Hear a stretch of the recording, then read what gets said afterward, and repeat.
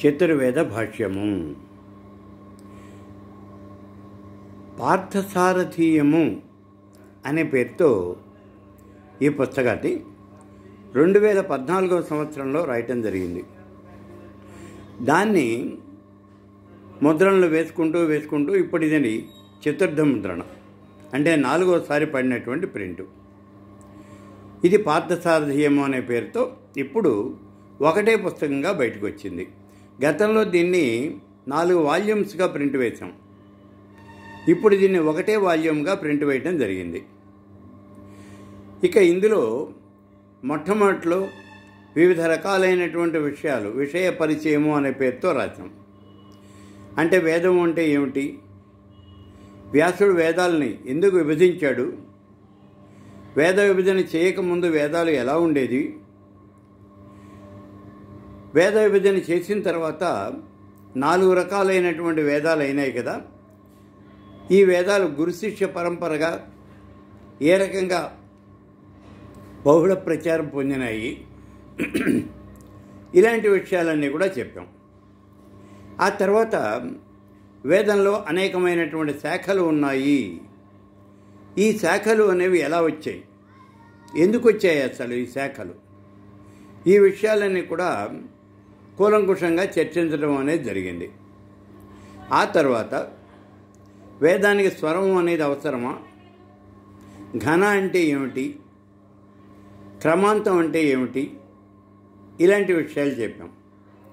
చెప్పిన తర్వాత కొన్ని ప్రధానమైనటువంటి విషయాలు ఏమిటి అంటే, బాల్య వివాహము అనేది వేదంలో ఉన్నదా, అలాగే మనకి సతీ సహగమనము ఇది కూడా వేదంలో చెప్పారా, ఇలాంటి విషయాలన్నీ కూడా ఇక్కడ చర్చించడం జరిగింది. ఆ తర్వాత ఈ వేదంలో మనకి వేదం అనేది 4 భాగాలుగా ఉన్నది అని చెప్తూ ఉన్నాం కదా, సంహిత, బ్రాహ్మణము, అరణ్యకము, ఉపనిషత్తు. సంహిత అనేది పూర్తిగా మంత్రభాగం. ఈ మంత్రభాగం ఋగ్వేదంలో ఉన్నటువంటి సంహితలన్నీ కూడా సూక్తాల రూపంలో ఉన్నాయి. ఆ సూక్తాలు ఎలా ఉన్నాయి, అలాగే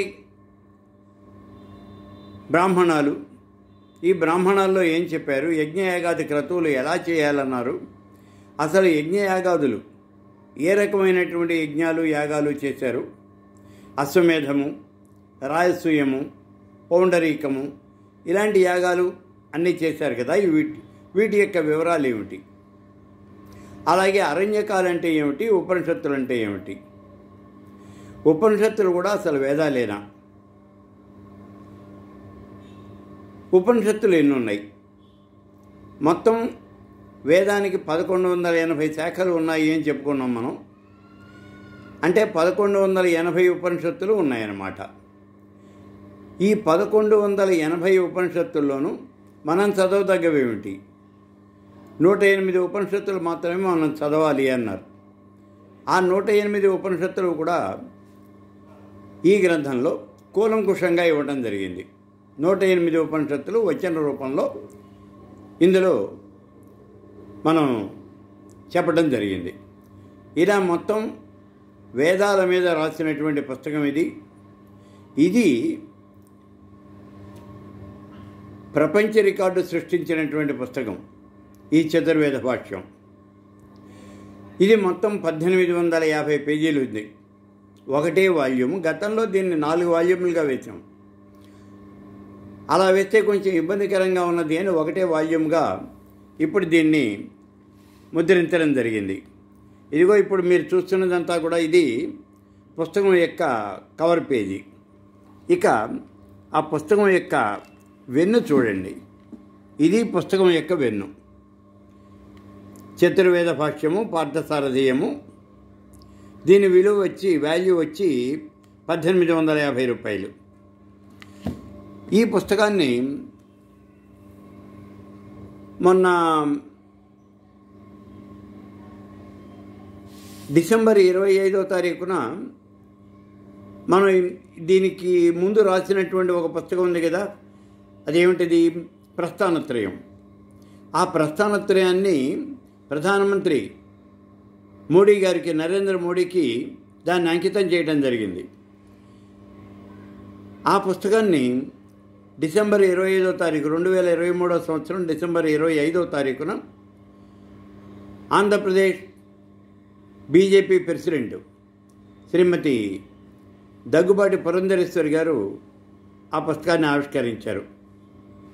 ఆ ఫోటోని దీని వెనకాల ముద్రించడం జరిగింది.